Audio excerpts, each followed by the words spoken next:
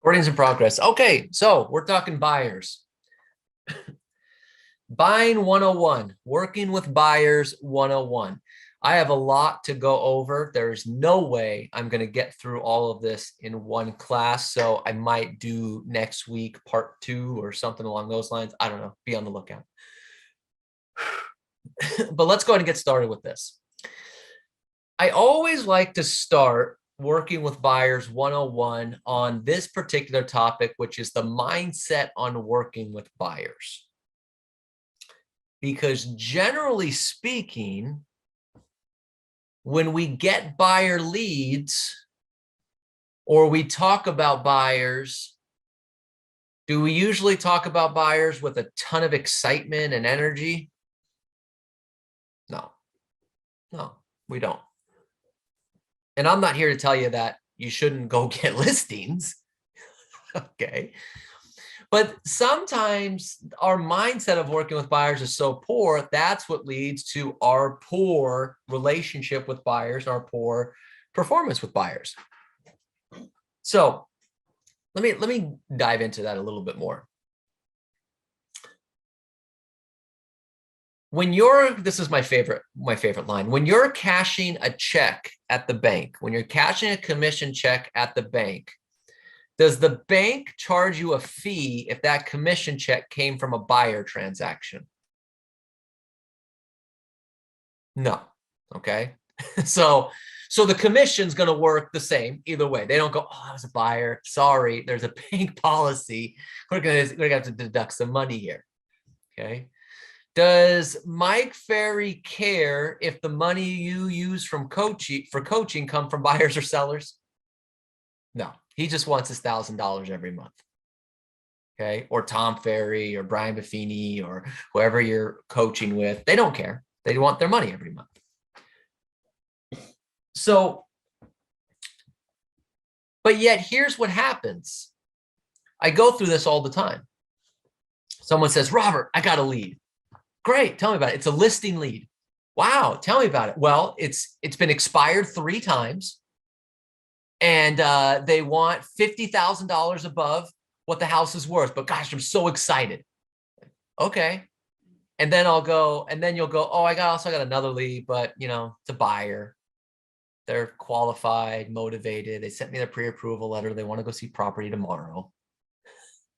So you'll be over the moon for a 3-time expired $50,000 over market value listing lead, but will instantly drop your tone with a qualified, motivated, I want to go see property tomorrow buying lead. Makes no sense. No sense whatsoever. But we do that because our mindset of the buyers is so poor. So let's jump into this next point.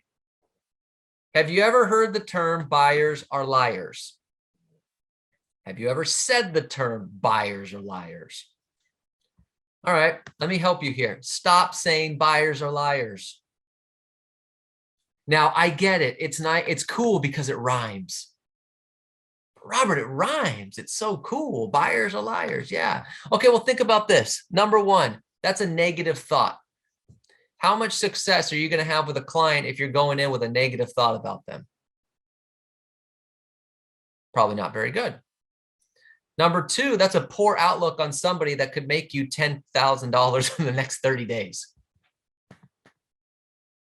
There's a possibility that a buyer could get into escrow and get you paid. Yes?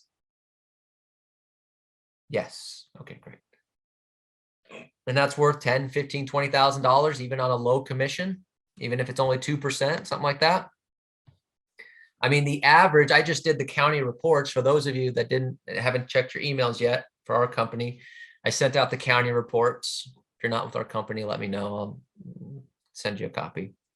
It's LA, San Bernardino, Orange, and Riverside County. So if you work out of those counties, I can't help you.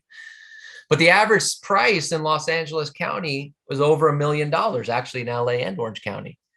So $1 million, even if you only got 2% on the buyer side, that's 20 grand. What a poor outlook to look on somebody that can make you 20 grand. Third, most buyers are actually not liars. They know what they want. They just don't know, they don't qualify for it. So most buyers think they can qualify for $1 million house at the beach. But if you don't do a buyer consultation to figure out what they really want, get a pre-approval letter or a proof of funds to see what they qualify for, then it's your fault if they don't like the properties you show them. And it's your fault if you show them a property they don't qualify for. See, the buyer wasn't a liar. The agent was just lazy. I showed this buyer the property and God, they didn't like it. Okay, did you do a consultation to find out what they really want? No. Or yeah, I did. They told me they wanted a 3-bedroom, 2-bathroom house up to 650, a 10-mile radius of Covina. I found one. Don't blame it on the buyer. If you show them a property that they didn't like and you did a terrible consultation or didn't do a consultation at all. Don't blame it on the buyer if you show them a property that they don't qualify for. You need to get a pre-approval letter. You need to get approved funds. Well, they told me they qualified for this. Do they have it on paper? No, then that's your fault. Okay. I'm sorry. I'm not trying to be mean. I'm just being honest here. Your mindset sometimes with these clients is so poor instead of just taking responsibility for yourself. So I always start with this with the buyers because typically we get into the buyers and buyers and this and that. And I get it. Buyers can be tough. They can be draining, but it's your fault if you're working with an unqualified, unmotivated buyer. It's your fault if you're showing properties that they don't like. You have to do this kind of work. They weren't a liar. You just didn't do what you were supposed to do. Okay. So I wrote down here next, okay, on the mindset of working with buyers. Don't buy into the idea that there's no skill required to work with a buyer. Don't buy into the idea that there's no skill required to work with a buyer.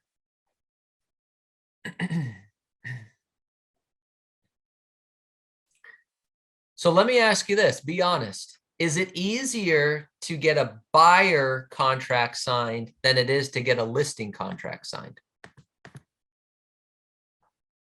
Is it easier to get a buyer than it is a listing? Yeah, right? It's easier to get a buyer lead than it is to get a listing, right? Listings are hard. But it's harder to get a buyer closed than it is to get a listing closed, right? If you have a listing, you're going to get it closed. If you have a buyer, are you guaranteed to get that buyer closed? No. So it's easier to get a buyer than it is to get a listing, but it's harder to get a buyer closed than to get a listing closed. Now, let's be honest here. If you get a listing, after you get the listing, is it a lot of skill to get it closed? Once you get the listing, is there a lot of skill involved to get the listing closed after you have the listing? No. I mean, not in this market. You get the listing, you put it on the MLS, you sit in your chair, you go around in a couple circles, you come back, hey, 18 offers, fantastic. Whew. Oh man, that was tough. Mr. and Mrs. Seller, look what I did. Look what I did. I got you 18 offers. Okay. Getting the listing is hard, but once you get it, come on, it's not hard. But if you get a buyer who's motivated, qualified, submitting offers, you're going to have some skill in getting that offer accepted. You're going to need to be able to work the listing agent. You're going to need to know what's other offers might be going on. You're going to need to talk to the buyer about the counter offers, waiving the contingencies, okay, things along those lines. You're going to have to coach the buyer on what kind of offer to write up. There's a lot more skill involved in doing that. So don't get into the idea of that there's no skill with working with a buyer. Yeah, it's easier to get a buyer lead, but there is a lot of skill in finding out if they're motivated, finding out if they're qualified, and getting their offer accepted. See, sometimes we don't work with buyers so well because in our minds, we're convinced there's no skilled with working with them. So we treat it like it's a non-skilled type of transaction. So we don't take it seriously. You all look crazy. Crazy. I wrote down here next. When working with a buyer, this is very, very, very important. If you get nothing else out of today, this might be your most important point. Always remember to look at things from the eyes of the buyer, not the eyes of your bank account. Always remember to look at things from the eyes of the buyer, not the eyes of your bank account. Be honest. Have you ever worked with a buyer and then said, God, just buy a house already? Yes. I see 2 people telling the truth and 25 liars. We do it all the time. I see Tyrone and Miguel admitting to it and 25 other people lying.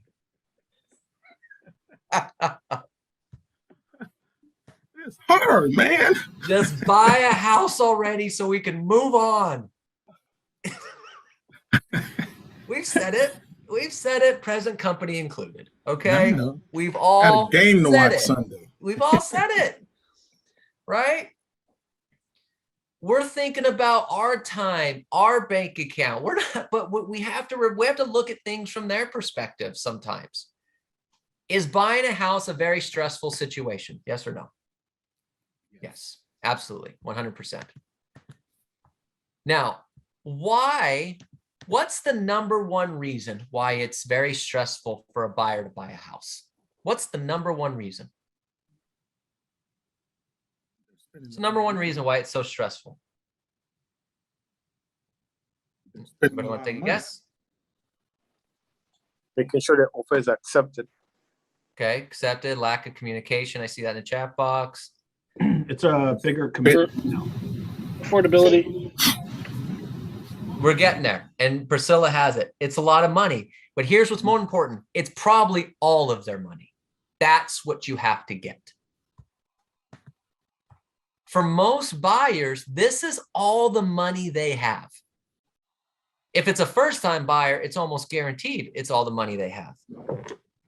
I mean, they've been saving $100 a month for years to try to scrounge up 12 grand, 15 grand, 20 grand to use as a down payment. They've been cutting little things here and there to try to save up a few bucks, right? They've worked hard to try to do all this while they're paying these $2,500, $3,000 rent payments and things like that, living in Southern California or wherever you might be. Some of you might be elsewhere, okay?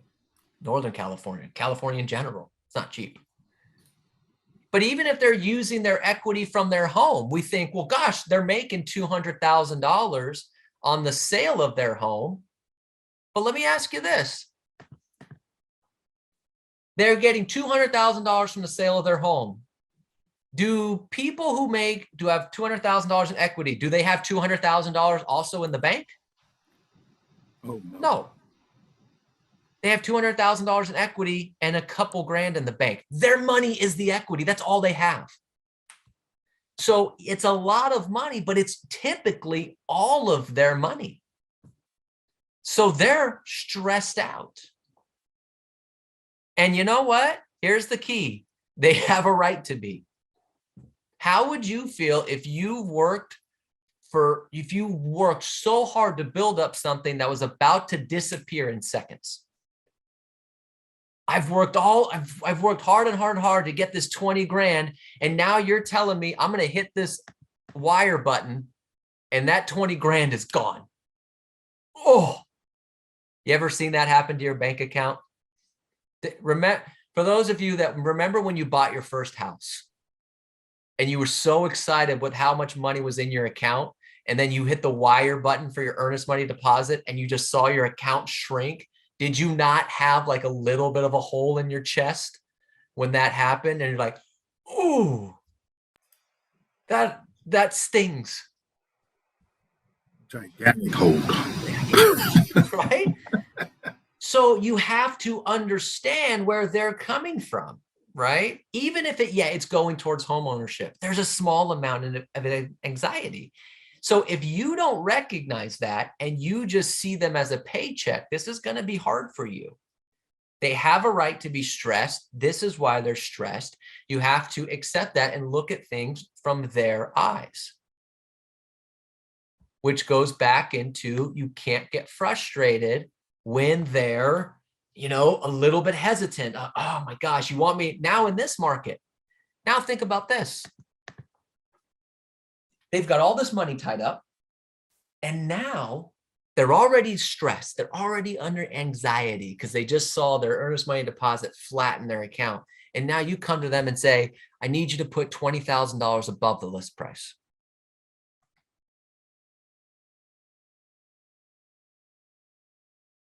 Are they going to stress out even more? Yeah, 100%. So you have to look at things here. We're going to get into some more skills stuff here in a minute, but we've got to start with the mindset on working with buyers, because if you can't grasp some of these things with working with buyers, you're always going to fail with buyers. It's just the way it is. It's a highly emotional, highly stressful situation, and you're just, come on, come on, come on, come on, come on. Ugh. It's never going to work. So you have to accept this stuff from the beginning. I wrote down here, buyers are going to need a lot of hand-holding. They're going to need a lot of hand-holding. They need to know somebody is looking out for them. That they need to know somebody's protecting their savings.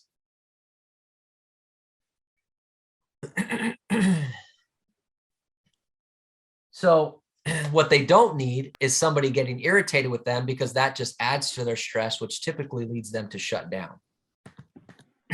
Have you ever been working with a buyer and then all of a sudden they disappear? Yep. Yep. Are you Yep. are you going to be okay if I'm honest with you right now, or are some of you going to leave the company? I might get off with a Zoom call. But he will be back tomorrow. Exactly. Go ahead. If they're be not, honest. if they That's why stopped we're here. responding to you, if they disappeared, it was probably something that you did. You didn't communicate properly with them. That's me. You showed your irritation, and they picked up on it, and they said, well, I don't want to work with someone who's irritated. I don't want to work with someone who's not looking out for my best interest. Can you tell when somebody's irritated?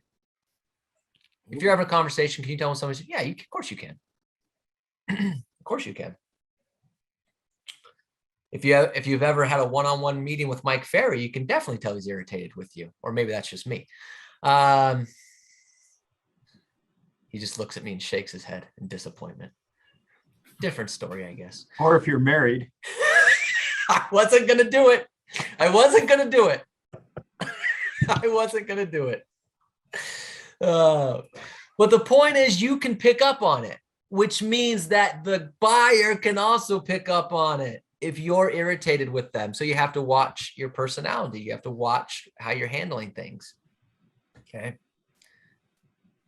I wrote down here, don't get mad when they ask a lot of questions or second guess their decision, because that's part of the process.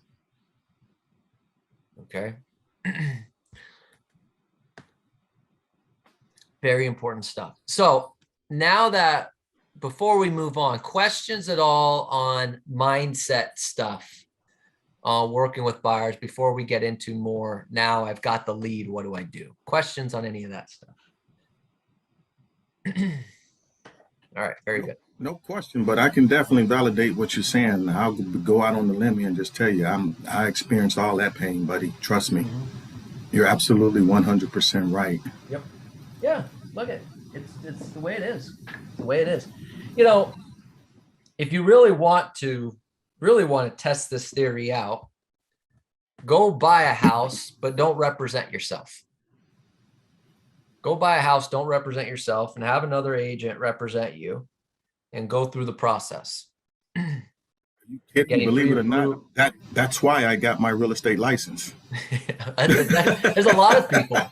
There's actually a lot of people. That's how Melinda got her license. Melinda moved here Yes. from Wisconsin, bought a house.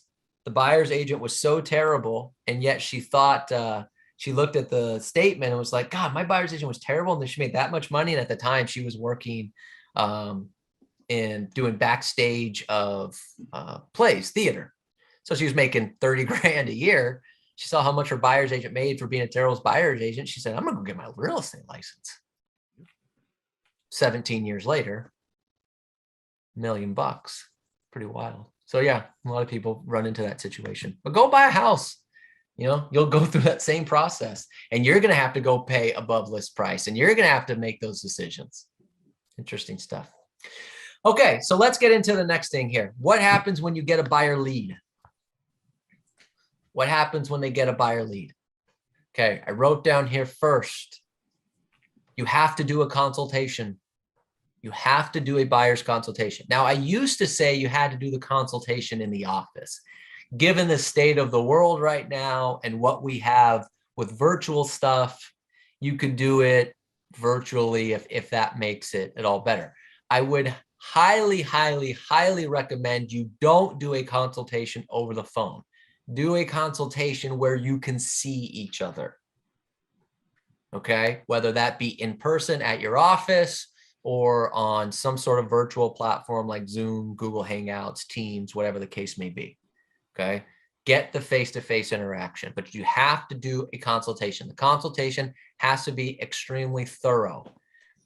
If you've never done a buyer consultation, let me know. I will send you a consultation that I put together that goes into very, very details. Okay, I'm not going to get too detailed on what the consultation right now. We could do that another day. But the consultation has to be extremely thorough. I wrote down here next, all decision makers have to be present at the consultation. All decision makers have to be present at the consultation. So let me ask you this. Is it possible that somebody could be single and there be another decision maker? Yes. Find out. Find out who the decision makers are. Oh, I'm buying the house by myself. That's great. Is there anyone else involved in the decision-making process, such as a parent, such as a friend of yours, a fiance, a boyfriend, a girlfriend, a financial advisor? Is there anyone else involved in the decision-making process? Oh yeah, my dad's going to be helping me out because he's giving me the down payment. Great. Can he be on the consultation as well? I just want to make sure he's on board.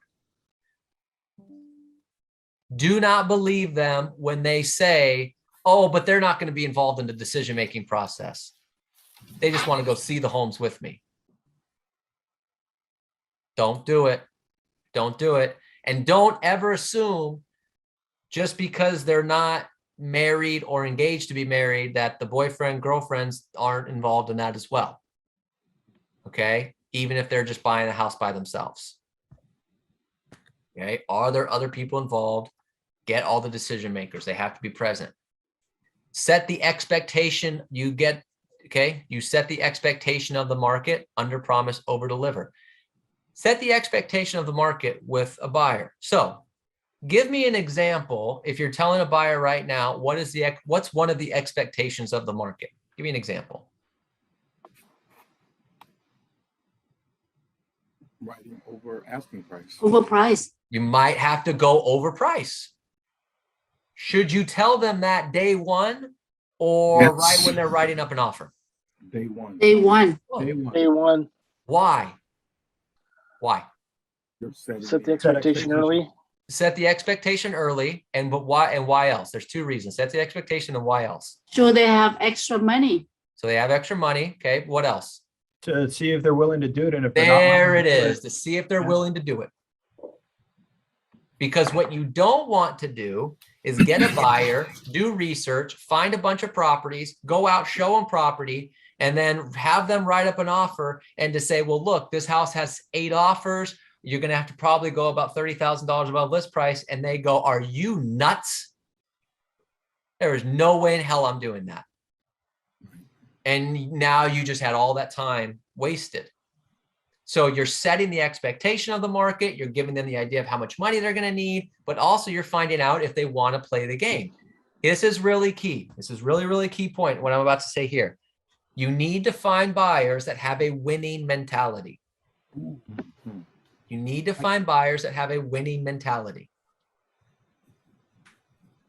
Because in this market, if you do not have a winning mentality, you will not win the property. It just won't happen. So you need to let them know what's going on. You need to set that expectation of the money. Okay. Because you need them to go, yeah, no problem. Let's do it. Let's make it happen. You want this house? I want this house. Let's go. You need that type of mentality, not the, well, let's just see what happens. Nope. No way. What's another example of setting the market expectation? What's something else you could tell a buyer right now, setting the market expectation? The time it's going to take them to get an offer accepted. Time is going to take them to get an offer accepted. So it might take you a few homes type of thing. Right. Yeah. Yeah. Mr. and Miss Buyer, I got it. Look, I don't want you to get frustrated if we don't get the offer accepted on your first property. Okay. If we do, that's great. But we might have to go see 2 or 3 properties. We might have to write up 2, 3, 4 offers. But our goal is to help you find the right property. Sure. The other big one is closing costs. Closing costs. Yeah. I'm pre-approved for $600,000. Great. What's your down payment? 5%. Okay, great. Do you have money for closing costs? Did the lender go over that with you? Nope, I have exactly 5% in the bank. Okay. Want me to just go find the house? Give me your lender's number so I can call them and curse them out. And say, I can't believe you gave me a pre-approval letter for a client that's not pre-approved. Learn how to do your job or go buy a how-to book and get something else in the industry. Hey, Robert, Yes. just give me a script. You are with a buyer, waiting online to show a property. Look like it's about 15 people online. You are number 10, and I'm waiting to get there. And the buyer asks you, do you think the seller will take less? Give me your script. Well, so it depends. It depends, number one. So I would look at the situation and I would say, well, Michael, here's the deal. I'll obviously look at the comps for you and see based on the comps what this property might go for. Okay, that's number one. But if there's 15 people waiting to see the property, let me ask you, and I would throw it back at them. Let me ask you, if there's 15 people looking at one property, what are the chances that everyone's going to bid under? Well, not very likely. Exactly. So are you willing to go at least list price, possibly over, to get yourself in the game? No. Okay. Then let's not even go see it. But I would just put it back on that. But I'm going to say that first part just so they know that I'm on their side. Because the truth is, we have listings. Believe it or not, we have listings that are overpriced and do end up selling for under list price. Because we will take listings overpriced. And we have listings that have had 8, 9, 10 offers, or not 10 offers, 8, 9, 10 showings and no offers. So it is possible that there are 15 people to go see a property and no one will put in an offer because it'll be too overpriced. Now it's not likely. So that's why that's why I would say the first part is, my job is to run some comps to see what the home would sell for, to see if maybe it is overpriced. But based on that, that's how I would go with that. Oh, thank you, Robert. So my script is, I'm going to leave it wandering and I'm going to be running back to the office. Thank you very much. That works too. That works too. I guess you could say that's another one of your bullet points during your or your consultation, to make sure that they know this is what you can expect. Here's a list of all of these things that you can expect as a buyer before you even show them the first house. Yep. Yeah, that's it. So you have to set the expectation of the market, under promise, over deliver. Here's another example. When a listing hits the market, does it typically go off the market relatively quickly? In this market? Yes. Okay, great. So here would be an expectation. Mr. and Mrs. Buyer, part of our expectation of this market is homes are selling very quickly. I'm sure you've seen that. So what that means is that if I find a home that fits your criteria, I need to know that you're going to be available within 48 hours to go see it. Does that work? And then after we see it, I'm going to need to know, I'm going to ask you to write up an offer within 24 hours of seeing it. Does that work? And if they say, well, no, that's too fast. I mean, you know, we'll go see it, you know, on weekends. And when we see a property, we're not just going to rush into it. We're going to take our time. We're going to do this. And you might have to tell them, okay, Mr. and Mrs. Buyer, I got to be honest with you. This might not be your market. Because if a property hits the market Monday and it's priced right in a good neighborhood and it's in good condition, which you're looking for, if we wait a week to go see it, it's not going to happen. Or if we go see it and you wait a week to write up an offer, it's not going to happen. I wish it were different, but that's the way it is. So that's part of setting the expectation for them. Okay. And So again, if they don't want to play the game, now here, let me hold on one second, Michael. Here's something really, really important. If they don't want to play the game, don't get mad. Don't get frustrated. It's their right to not want to do this. This is a lot to deal with a buyer. So you say that to a buyer and the buyer says, you know what, this market isn't for me. I get it. Not a problem whatsoever. Tell you what, here's what I'll do. I'm monitoring the market on a daily rate. If I see any changes, if I see any shifts coming, I'll definitely give you a call so we can, you know, look at things from that perspective. Sound good? Good. I'm not going to go like, well, fine, get out of here then. You should actually be thanking them that they agreed that, yeah, this is not their market. And they were honest with you up front. Great. We just saved a bunch of time. Michael, go ahead. No, you just answer it, because many times you say that and they said, well, we are not in a rush to buy, or we can wait, or they saying, you know, we don't like the pressure. And when they say that, that's when you got to tell them what the game plan is, because you're not going to waste the whole Sunday for somebody that is not motivated.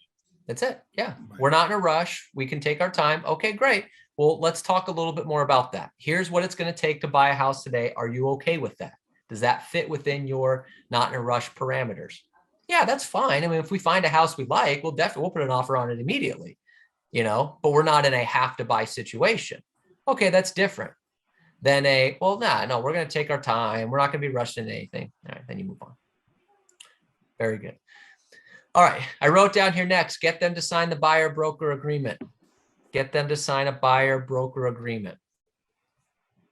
I know this is hard for some of you. I still don't understand why you can very easily ask a seller to sign a listing agreement with you, but you can't get a buyer to do it.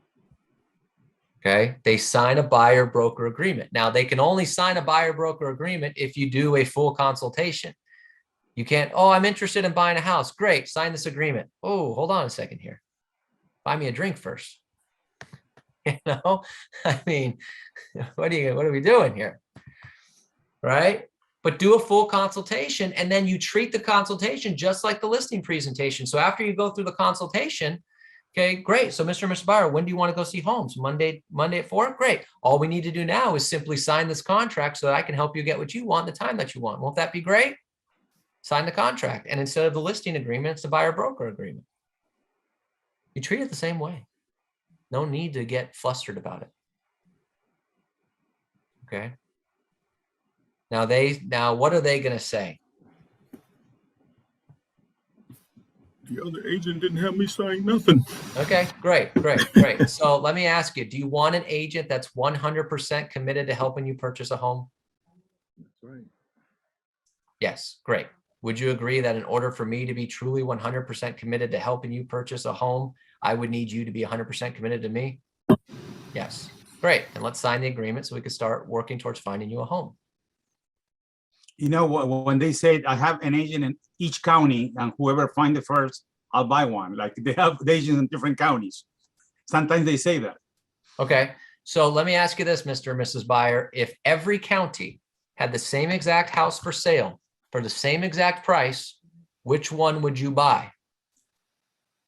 Well, I would buy the one in Orange County. Great. You know what my recommendation is? Go work with the agent in Orange County, unless you're the agent in Orange County. Go work with the agent in Orange County. Clearly, that's the county your number one priority is. Go find a home there. That's what I would do.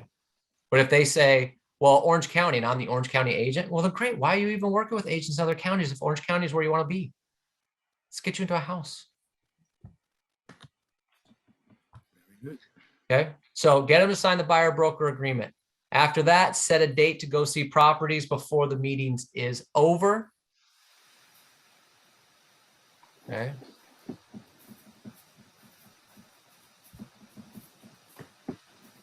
And if they haven't been pre-approved, they have to get pre-approved before you go show property. But they're paying cash. Get proof of funds. Now, these people are rich, Robert. Get proof of funds.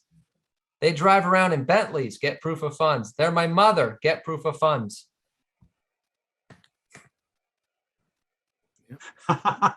You are the proof of funds. Right. Come on. You know? I mean, I hear this all the time. And all of you are saying to yourself, well, I would never do that, Robert. I would never show property to someone who didn't have a pre-approval letter. And yet I hear it every week on coaching calls. Oh, I took a buyer out. Great.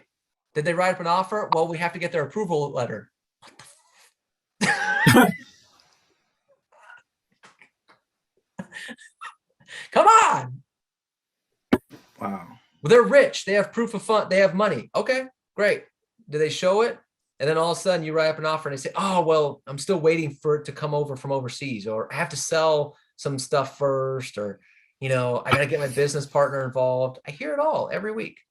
Stop showing property to people that don't have a pre-approval letter or proof of funds. You are killing yourselves by doing that. Yes, Marticela, even doctors are unable to qualify. Doctors are the worst with their credit. For those of you who have ever worked with doctors,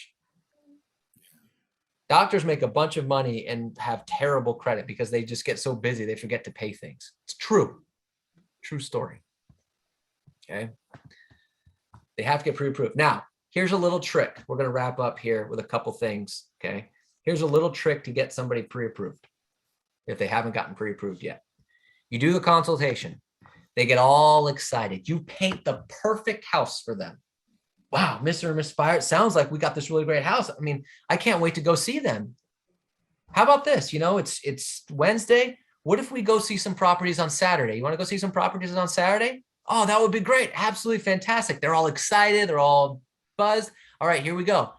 Before we show property on Saturday, though, I just need your pre-approval by 2 o'clock on Friday.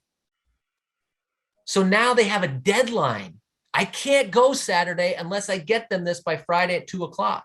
They have a deadline to get it, but they're excited for Saturday. So now they'll get it done by Friday. If they're not excited about Saturday, if you just say, okay, well, let me see what's available, and then I'll let you know if anything's available. But can you go get pre-approved? Oh, yeah, I'll work on it. There's no excitement. There's no deadline. Get them excited about going to see property, pick a day. And then the day before, 24 hours before, that's their deadline to get you a pre-approval. If they don't have the pre-approval 24 hours before you go see property, cancel the showings. Cancel the showings. You have to be valuable with your time. And you can't time block Friday from 2 to 4 to go show property and they don't have their pre-approval by Thursday. No, then take that 2 to 4 slot and time block it for something else. Either another showing, some more prospecting, previewing, but don't time block somebody if 24 hours before they don't have a pre-approval or proof of funds. You have to manage your time better. Okay. But Robert, this sounds so nice. I asked them if they have a good credit and they say yes. I believe them. No. Look, it's just everybody is different. Here's the thing. We've all been through this. Buyer tells us, they want to buy a house that's, you know, I've told this, let me back up. I've told this joke many times before. Years ago when I was a lender, we had our office in Beverly Hills, and I would have people come into the office to meet me when we were doing their pre-approval. And every single time, as they're pulling out their tax returns, I would ask the question, where are you looking to buy? Oh, Beverly Hills, Brentwood, Palisades. All right, all the wonderful cities. And then they would hand me their tax returns, and I would look at their tax returns, and I would look at them and go, like a tree house in Beverly Hills, or what specifically were you looking for? Everybody swears they can get the $1 million house, the big house, whatever the case may be. And then you say, based on your tax returns, you qualify for 500 grand. And if you want a Beverly Hills size house for 500 grand, you're gonna have to go out of state, like way out of state, like Nebraska out of state, you know, for that size of a house. But they all think that they can qualify for more, or that they should be able to get more. So that's why we say, no matter how much they say they qualify for, what they think they qualify for, how much money they have, I don't believe it until a lender has looked at it, reviewed the tax returns, given you a pre-approval, or you have some sort of proof of funds, because they'll just, some of them are just fluffing and they want to go, they know they can't qualify for that house, but some of them really don't know. They really think that they can qualify, maybe not. I mean, I'm exaggerating when they think Beverly Hills and it's, you know, 500,000, but they do think they can qualify for 700,000, then they end up qualifying for 500,000. That happens all the time. That's why you got to be very careful out there. Very, very careful.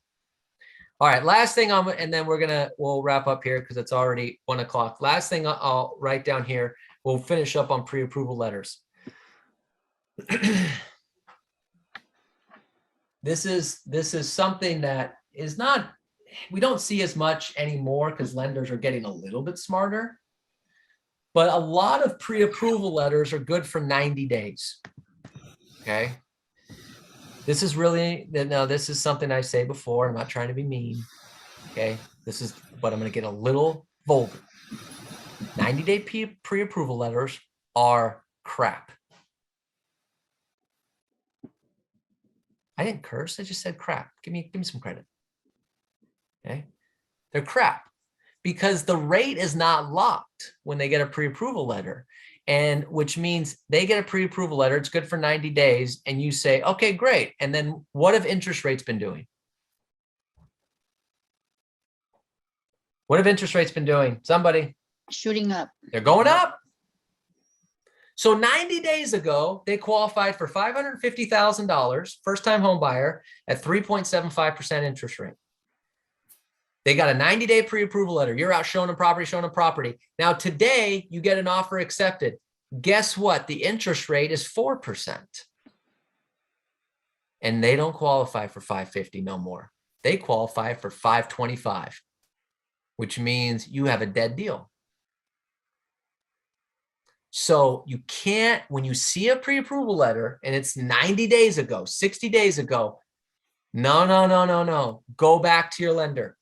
You don't need to get your credit run again. This is their big fear, that my credit's going to get run again. No. I don't need your credit run again. I just need you to go to them and say, hey, look, has anything changed in interest rates, guidelines, anything like that? Do I still qualify for this? Because I need to update my pre-approval letter. Because I'm telling you, interest rates are gone up. They just hit 4%. Average rate just hit 4% for the first time in 3 years. So if you have someone who got a pre-approval 90 days ago, guaranteed the interest rate's higher than when they got that approval letter. Have to make sure they're talking to their lender weekly. Don't need to rerun your credit. I just need them to know if interest rates have changed anything about their qualifications. Otherwise, in this increasing interest rate market, you're going to find people with not being able to qualify when it comes down to it. Hey, Robert. I am so glad you just said that. The lady I spoke to this morning, we've been looking for a while, and I need to go back and call her now and tell her to let's update that. I didn't update it. Go back to the lender and say, look, what's changed? I heard interest rates have gone up. Do I still qualify for this amount? Probably not. Thank you. I wonder how many buyers procrastinate, get to say, oh, I got this rate here for 90 days. Oh, they all the time. I never really thought about that. All the time, because they think I have this. Well, you'd be surprised how many buyers and real estate agents think that when they got a pre-approval letter, everything's locked in. Rates locked, all that stuff's locked in. It's not. It's just you're pre-approved. When they give a pre-approval letter, it means at this very moment, at 1:04 p.m. on February 16th, you qualify for this. Now, if the rate goes up at 1:05, you no longer qualify for this at 1:05 p.m. That's what a pre-approval letter is. So to Miguel's point, sometimes a buyer will think, well, I have 90 days. I'm good. They're not thinking about the changes that could happen in that time frame that could affect their pre-approval letter. Now, it could be good or bad. What if they got a pay raise? What if they got more money? What if they inherited some money? You never know. Michael, go ahead. Yeah, just a question. Based on your experience, now representing a buyer and an offer, would you recommend to put a cap on the interest rates on the offer, or just leave it open, because that will, with the way the rates are going up, also can cause a problem in the future? So will you recommend on the offer to put a cap or not? I wouldn't. I mean, I don't think it really makes a difference. I think you just never know. I mean, I don't think rates aren't going to shoot up crazy to where the offers, by the time the offer's going through, that it's going to make a change. But I mean, unless you know for a fact that if it goes up 1/8 of a percent or 1/4 percent that the client's not going to qualify, then I guess you'd have to put that in there. But, you know, it's so hard to get an offer accepted for a buyer. I would try to limit as many different things, even though cap rate's probably not a big deal to a listing agent. I would just not put much on there. Robert, one quick question while we're on this topic, since you just brought this up. In an effort to be, I guess, like we were talking about the other day, ahead, or, you know, instead of my client calling me, maybe I should call them. So should I call the lender and see if they are showing the same new interest rate of 4? No, since the interest rate's higher. It's whether it's 4 or whatever it is, the interest rate's higher than it was 90 days ago. So call the client directly and say, get to your lender and get requalified. Because what you risk happening is the lender being nonchalant. Yeah, they're fine. They actually had some room anyways. They were at like 40% debt to income ratio. They're fine. And it's like, okay, great. You're very nonchalant about it. I want them to go get it done. So, but if the client pushes the lender, then the lender will do it. Even if this is our lender. Well, I shouldn't say our lender, but. Yeah, I would always have the client involved. All right, cool. Yep. Thank you. Good stuff. Any other questions? All right. All right. That was just the beginning portions of working with buyers. You know, that's just going through the consultation. After the consultation, there's stuff on showings and different steps on when you're showing a property to make the best out of the showing, get them to write up offers, things along those lines. So maybe next Wednesday we'll do the second part of this and wrap this up. But hopefully there was 1 or 2 things in there that were valuable for you today. Oh, absolutely. Here we go.